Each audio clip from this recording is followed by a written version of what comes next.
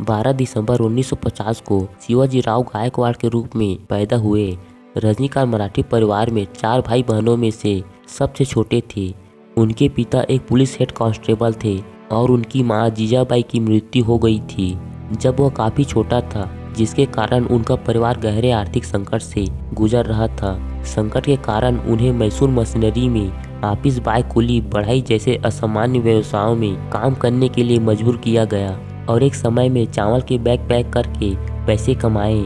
लेकिन यह केवल रजनीकांत की दीर्घ कहानी की शुरुआत थी, क्योंकि वह एक प्रेरणादायक व्यक्तित्व बन गए थे जो आज भी बहुत कुछ देखते हैं। एक कंडक्टर के रूप में भी रजनीकांत किसी सेलिब्रिटी से कम नहीं है।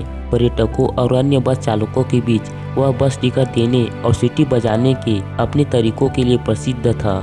उन्होंने इस दौरान कुछ कन्नड़ थिएटर नाटकों में अभिनय किया, बहुत सी फिल्में देखी और शिवाजी गणेशन, राजकुमार और एमजी रामचंद्र का अनुकरण करने की कोशिश की।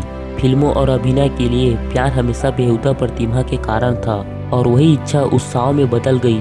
वह चेन्नई की फिल्म इंस्टीट्यूट ऑफ अडयार में शामिल हुए। संस्थान में एक प्रदर्शन के दौरान रजनीकांत को लोकप्रिय फिल्म निर्देशक के बालाचंद द्वारा देखा गया, जो उनसे इतना रोमांचित थे कि वे उनकी पटकथा में एक भूमिका निभाने के लिए सहमत हो गए।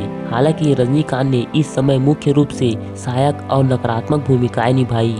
यह तब था जब उनके अभिनय करियर को याद करने के लिए एक अभूतपूर्व सफलता की कहानी में बदल गया। रजनीकांत कहते हैं, आपको कड़ी मेहनत के बिना कुछ भी नहीं मिलेगा। बिना मेहनत के आपको जो मिलेगा वह कभी भी फलदायक नहीं होगा। उन्होंने अपने सपनों का पीछा करने के लिए कभी भी हार नहीं मानी, नई चीजों को सीखने के लिए खुले रहे।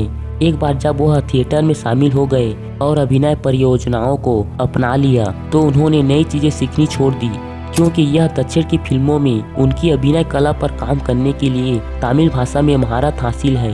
रजनीकांत की ऑन स्क्रीन अभिनय की शैली अपने आप में अद्भुत और प्रेरणादायक है और उन्हें अन्य अभिनेताओं से अलग बनाती है, और उनकी खुद की शैली ही उनके वैश्विक सुपरस्टार बनने का प्रमुख कारण थी।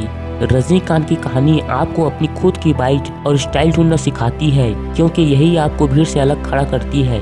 स्टेपिंग स्टोन के रूप में विफलता देखें। रजनीकांत के करियर में एक समय ऐसा आया जब उनकी कई फिल्मों जैसे बाबा और कुशलन ने बॉक्स ऑफिस पर धमाका किया, लेकिन उन्होंने खुद से हुए नुकसान की भरपाई की और अपनी कला और शैली का सम्मान करते रहे और फिर पी आसू की चंद्रमुखी के साथ वापसी की।